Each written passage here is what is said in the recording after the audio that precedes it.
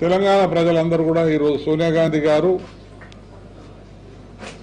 తెలంగాణ రాష్ట్రాన్ని ఇవ్వాలన్న భావన ఆమె ఇచ్చిన కమిట్మెంట్ మేరకు వారు ఇచ్చారనే నగ్న సత్యం కూడా ప్రజలందరూ తెలుసు. అదే మాట ముఖ్యమంత్రి కేసీఆర్ గారు పదే 10 సార్లు అధికారికంగా చెప్పినాడు, హౌస్లో చెప్పినాడు, అసెంబ్లీలో, కౌన్సిల్లో. కాంగ్రెస్ నాకు చాలా ఇచ్చింది, చాలా గౌరవం ఇచ్చింది. నేను అదే రకంగా కష్టపడ్డాను. నేను ఈనాడు పార్టీని లెట్టం చేయలేదు. పదవులు ఇచ్చింది, హ్యూమిలేషన్లు భరించిన. నేను పిసిసి ప్రెసిడెంట్ అయిన నాటి నుండి కూడా చాలా సార్లు వచ్చారు. నాకు సోనియా గాంధీ గారు మటుకు గౌరవం ఎప్పుడు ఇచ్చారు, కానీ నేను హ్యూమిలేషన్ పట్టించుకోలేదు. ఎప్పుడు కూడా బయట ఎక్స్పోజ్ కాదు. ఎప్పుడు నేను ఎవరితో అది చేయలేదు. రాజశేఖర రెడ్డి గారు ఉన్నప్పుడు మేమిద్దరం అంత మంచి స్నేహితులమైన కొన్ని ఇష్యూస్ మీద చాలాసార్లు డిఫర్ అయినాను. నేను ఇబ్బందులకు గురైనాను, అది మీ అందరికీ తెలుసు. కానీ నేను ఎప్పుడు మాట్లాడలేదే, ఎప్పుడు అది కంప్లీట్ చేయలేదే.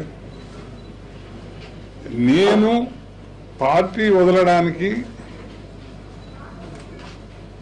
ఇవన్నీ అటువంటి కారణాలు ఏమీ కూడా లేవు. నా అంతరాత్మ చెప్పింది.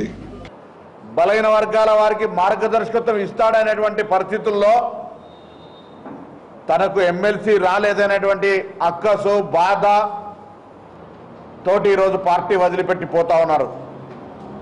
మీకు వ్యక్తిగతంగానో పార్టీ పరంగానో దిగ్విజయ్ సింగ్ గారితో విభేదాలుంటే పార్టీ అధ్యక్షురాలు సోనియా గాంధీ గారికి చెప్పుకోవాల్సిన అవసరం ఉండే. ఈరోజు అన్నం పెట్టినటువంటి కాంగ్రెస్ పార్టీని వదిలిపెట్టి పోవడం అనేటువంటిది రాజకీయ దిగజారుడుతనానికి నిదర్శనం. ఇది కాంగ్రెస్ పార్టీని వాడుకొని ఎదిగినటువంటి వాళ్ళు. ఇవాళ ఒకసారి ఆలోచన చేయండి.